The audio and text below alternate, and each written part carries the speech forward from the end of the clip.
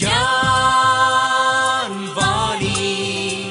का नव उपहार, पहुंची शिक्षा के द्वार, पढ़ी लिखी और बनी कुशल, ज्ञानवाणी का उद्देश्य सफल। ज्ञानवाणी। नमस्कार श्रोताओं, अभिवादन स्वीकार कीजिए हरप्रीत कौर का साप्ताहिक ज्ञान पत्रिका के इस नवीन अंक में सिर्फ ज्ञानवाणी दिल्ली 105.6 मेगाहर्ट्ज पर। श्रोताओं, हमारे इस शिक्षाप्रद और लाभप्रद कार्यक्रम के माध्यम से हमारा ये अथक प्रयास रहता है कि हम आप तक इग्नू, रोजगार व करियर से संबंधित सभी महत्वपूर्ण जानकारियां समय समय पर पहुंचाते रहें। आज के अंक में भी ऐसी ही विशेष जानकारियां हम आपके लिए लेकर आए हैं। तो चलिए आगे बढ़ते हैं और आपको अवगत कराते हैं इग्नू में चल रही मुख्य गतिविधियों से। 5 मार्च 2025 को इग्नू में मनाया जाएगा 38वां दीक्षांत समारोह। इग्नू में जनवरी 2025 के एकेडमिक साइकिल के लिए एडमिशन अब भी जारी। और जानकारी देंगे इग्नू के BA in journalism and digital media program की। आप सुन रहे हैं साप्ताहिक ज्ञान पत्रिका सिर्फ ज्ञानवाणी FM 105.6 मेगाहर्ट्ज पर। 5 मार्च 2025 को इंदिरा गांधी राष्ट्रीय मुक्त विश्वविद्यालय मुख्यालय में स्थित बाबा साहेब अंबेडकर सभागार में 38वां दीक्षांत समारोह मनाया जाएगा। इस समारोह को देश भर के चयनित इग्नू क्षेत्रीय केंद्रों के साथ मिलकर आयोजित किया जाएगा। इस अवसर पर माननीय शिक्षा मंत्री श्री धर्मेंद्र प्रधान मुख्य अतिथि के रूप में उपस्थित रहेंगे। इंदिरा गांधी राष्ट्रीय मुक्त विश्वविद्यालय में जनवरी 2025 के एकेडमिक सत्र के लिए एडमिशन अब भी जारी है। आप इग्नू के विभिन्न ओडीएल व ऑनलाइन प्रोग्राम्स में एडमिशन लेकर अपने करियर को एक नई दिशा दे सकते हैं। ओडीएल प्रोग्राम्स में एडमिशन लेने के लिए आपको ignuadmission.samarth.edu.in पर लॉगिन करना होगा। इग्नू द्वारा प्रदान किए जा रहे विभिन्न ओडीएल प्रोग्राम्स की विस्तृत जानकारी के लिए आप इग्नू की ऑफिशियल वेबसाइट www.ignu.ac.in से प्रोस्पेक्टस भी डाउनलोड कर सकते हैं। अगर आप इग्नू के ऑनलाइन प्रोग्राम्स में प्रवेश लेना चाहते हैं तो आपको ignuiop.samarth.edu.in पर लॉगिन करना होगा।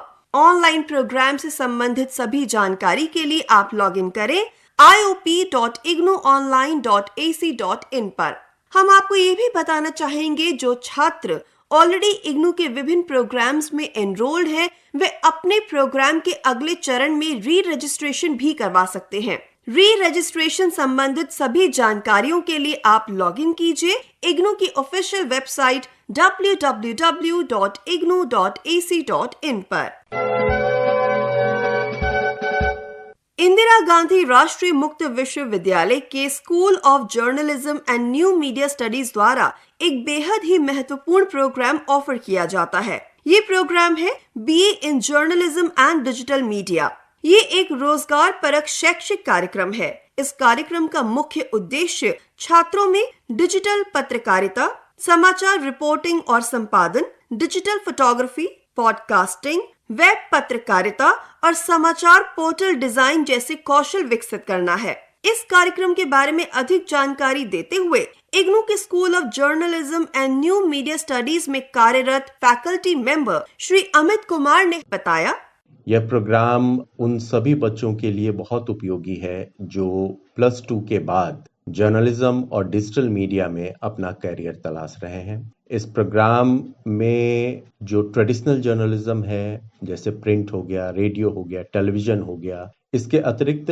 डिजिटल मीडिया का जो जर्नलिज्म है और डिजिटल मीडिया में जो दूसरे कम्युनिकेशन के एस्पेक्ट्स हैं, उन सभी को कवर किया गया है, जिसमें एडवर्टाइजिंग भी है, पब्लिक रिलेशन भी है और रिसर्च भी है। कार्यक्रम NEP पे आधारित है, इसलिए 4 वर्ष का है, लेकिन इसमें कई एग्जिट्स भी हैं जहां से स्टूडेंट निकल सकते हैं और डिप्लोमा और BA प्राप्त कर सकते हैं। कार्यक्रम का माध्यम अंग्रेजी भाषा है अभी, लेकिन छात्र छात्राएं चाहें तो अपनी परीक्षा, अपने असाइनमेंट, अपने प्रैक्टिकल और प्रोजेक्ट ये सब हिंदी भाषा में भी दे सकते हैं।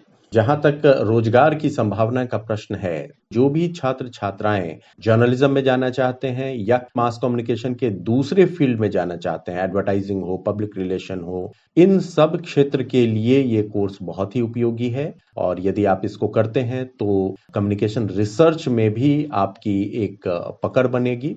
तो आप सभी आमंत्रित हैं इग्नू के द्वारा ऑफर किए जाने वाले BA in journalism and digital media course में। जैसा कि आप सभी को पता है कि UGC ने अब एक साथ 2 कोर्सेज भी अलाउ किए हैं, 2 प्रोग्राम्स अलाउ किए हैं। तो यदि आप रेगुलर कोई BA कर रहे हैं तो उसके साथ भी इग्नू के डिस्टेंस से BA इन जर्नलिज्म और डिजिटल मीडिया के प्रोग्राम को कर सकते हैं। तो श्रोताओं, ये थी इग्नू से संबंधित मुख्य जानकारियां। आप सुन रहे हैं साप्ताहिक ज्ञान पत्रिका सिर्फ ज्ञानवाणी FM 105.6 मेगाहर्ट्ज पर। साप्ताहिक ज्ञान पत्रिका में अब समय है हमारे अगले सेगमेंट का, जिसमें हम बात करेंगे कि किस तरीके से आप एस्ट्रोनॉमी के क्षेत्र में अपना करियर बना सकते हैं। श्रोताओं, हम सब ने आसमान में तारों को तो देखा ही है, पर क्या आपने कभी सोचा है कि इन्हें देखने से कितना सुकून मिलता है? दिल ही नहीं, हमारे दिमाग को भी अच्छा लगता है। पर ये तारे आते कहां से हैं और दिन में कहां गायब हो जाते हैं? ये तारे और ग्रह आसमान में उड़ते क्यों रहते हैं? अगर आपके मन में ऐसे सवाल अक्सर आते हैं और आप इन सवालों के जवाब जानने के लिए उत्सुक रहते हैं, तो आप एस्ट्रोनॉमी में अपना करियर बना सकते हैं। एस्ट्रोनॉमी यानी खगोल विज्ञान एक ऐसा करियर है जो इन सभी रहस्यों, सवालों और उलझी गुत्थियों को सुलझाता है। एस्ट्रोनॉमी में करियर बनाने के लिए साइंस पृष्ठभूमि का होना जरूरी है। इसके लिए सबसे पहले गणित, भौतिकी, कंप्यूटर विषयों के साथ इंटरमीडिएट पास करना होगा। इसके बाद विज्ञान या तकनीकी विषयों में स्नातक करके और परास्नातक स्तर पर भौतिकी, गणित या कंप्यूटर विषय में दक्षता बढ़ाकर खगोल भौतिकी, खगोल शास्त्र में शोध कार्यों की दिशा में कदम आगे बढ़ाया जा सकता है। खगोल शास्त्र को करियर बनाने के इच्छुक छात्र छात्राओं को विज्ञान परास्नातक या तकनीकी स्नातक या परास्नातक करने के बाद विभिन्न संस्थानों द्वारा आयोजित पात्रता प्रवेश परीक्षा भी उत्तीर्ण करनी होगी। इसके बाद इस क्षेत्र के विभिन्न शोध विषयों में आप अपना करियर बना सकते हैं।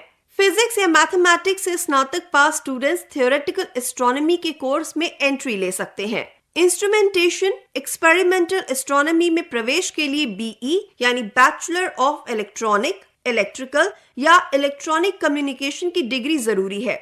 यदि आप PhD कोर्स करना चाहते हैं तो आपको फिजिक्स, थियोरेटिकल व observation astronomy, atmospheric and space science आदि में प्रवेश लेना होगा। इसके लिए आपको जॉइंट एंट्रेंस स्क्रीनिंग टेस्ट देना होगा। इस एग्जाम में बैठने के लिए फिजिक्स में मास्टर डिग्री या फिर इंजीनियरिंग में बैचलर्स डिग्री होना जरूरी है। हम आपको बता दें कि एस्ट्रोनॉमी की कई ब्रांचेस हैं, जैसे एस्ट्रोकेमिस्ट्री, एस्ट्रोमेट्रोलॉजी, एस्ट्रोफिजिक्स, एस्ट्रोजियोलॉजी, एस्ट्रोबायोलॉजी आदि। आपको पहले ये तय करना होगा कि आप एस्ट्रोनॉमी की किस ब्रांच में एडमिशन लेना चाहते हैं। साइंस की नजर में स्पेस अभी भी अछूता है। कई देश के साइंटिस्ट दिन रात मेहनत करके स्पेस की खोजबीन करने में लगे हुए हैं, जिसके कारण इस फील्ड में नौकरियों की काफी संभावनाएं हैं। एस्ट्रोनॉमी में डिग्री हासिल करने वाले युवाओं के लिए नौकरी के कई विकल्प मौजूद हैं। इस विषय की डिग्री धारक न केवल सरकारी सेवाओं में जा सकते हैं, बल्कि निजी नौकरियों, शिक्षण, रिसर्च और विदेश में भी नौकरी प्राप्त कर सकते हैं। तो श्रोताओं, ये था हमारा आज का करियर सेगमेंट, जिसमें हमने बात की कि किस तरह से आप एस्ट्रोनॉमी के क्षेत्र में अपना करियर बना सकते हैं। आप सुन रहे हैं साप्ताहिक ज्ञान पत्रिका सिर्फ ज्ञानवाणी FM 105.6 मेगाहर्ट्ज पर।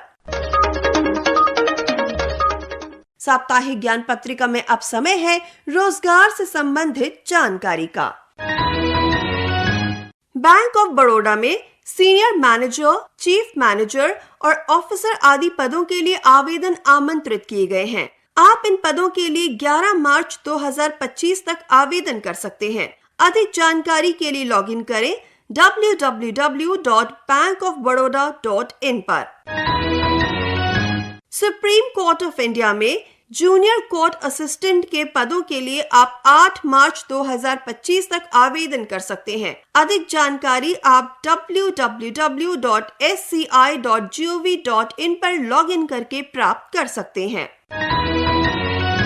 एयरपोर्ट अथॉरिटी ऑफ इंडिया में सीनियर असिस्टेंट, जूनियर असिस्टेंट आदि के 246 पदों के लिए आवेदन आमंत्रित किए गए हैं। आवेदन करने की अंतिम तिथि 5 मार्च 2025 है। अधिक जानकारी के लिए लॉगिन करें www.aai.aero पर। तो श्रोताओं, ये थी रोजगार से संबंधित जानकारियां। आप सुन रहे हैं साप्ताहिक ज्ञान पत्रिका। अब समय है इतिहास के पन्नों को पलटने का। जी हाँ, ये है हमारा segment history of the week. 23 फरवरी 1947 को दुनिया को मानक में पिरोने वाले अंतरराष्ट्रीय मानकीकरण संगठन की स्थापना हुई। 24 फरवरी 1882 को संक्रामक बीमारी टीबी की पहचान की गई थी। 25 फरवरी 1988 को जमीन से जमीन पर मार करने वाली देश में बनी पहली मिसाइल पृथ्वी का सफल परीक्षण हुआ।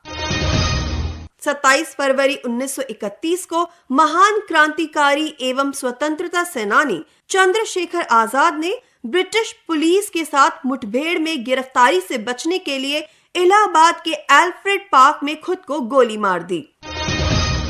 28 फरवरी 1928 को महान भौतिक विज्ञानी सर सीवी रमन ने रमन प्रभाव की खोज की थी। इस दिन को भारत में हर वर्ष नेशनल साइंस डे के रूप में मनाया जाता है। और 1 मार्च 1969 को भारत में पहली राजधानी एक्सप्रेस ट्रेन नई दिल्ली और हावड़ा वेस्ट बंगाल के बीच चलाई गई। तो श्रोताओं, ये थी बीते सप्ताह के इतिहास से जुड़ी कुछ रोचक और महत्वपूर्ण घटनाएं। आप सुन रहे हैं साप्ताहिक ज्ञान पत्रिका। साप्ताहिक ज्ञान पत्रिका में अब समय है हमारे स्पेशल सेगमेंट का, जिसमें हम बात करेंगे नेशनल साइंस डे की।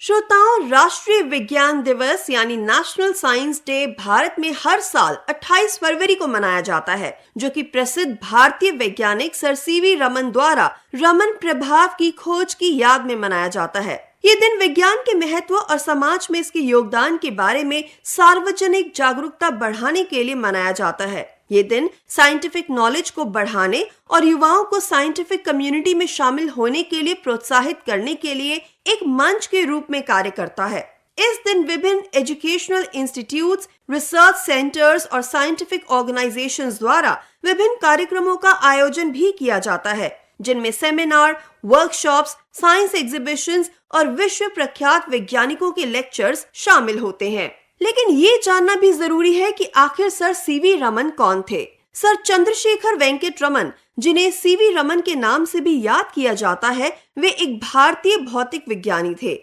उन्होंने स्पेक्ट्रोस्कोपी और प्रकाशिकी में बड़ा योगदान दिया। उन्होंने रमन प्रभाव की खोज के लिए सन 1930 में नोबेल पुरस्कार भी जीता। वे भौतिकी में नोबेल पुरस्कार पाने वाले पहले भारतीय वैज्ञानिक थे और उन्होंने आधुनिक स्पेक्ट्रोस्कोपी की नींव रखी। रमन अनुसंधान संस्थान की स्थापना 1948 में की गई थी और उन्होंने भारतीय विज्ञान संस्थान बेंगलोर के निदेशक के रूप में भी कार्य किया। श्रोताओं, राष्ट्रीय विज्ञान दिवस हर साल एक अनूठी थीम के साथ मनाया जाता है। वर्ष 2025 के लिए थीम है विकसित भारत के लिए विज्ञान और नवाचार में वैश्विक नेतृत्व के लिए भारतीय युवाओं को सशक्त बनाना। तो ये था हमारा आज का स्पेशल सेगमेंट, जिसमें हमने बात करी नेशनल साइंस डे की।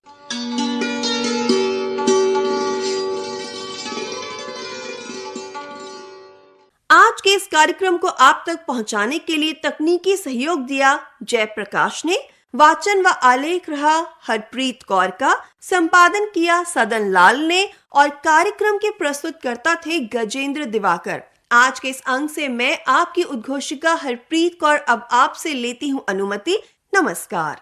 ज्ञान वाणी का नव उपहार, पहुंची शिक्षा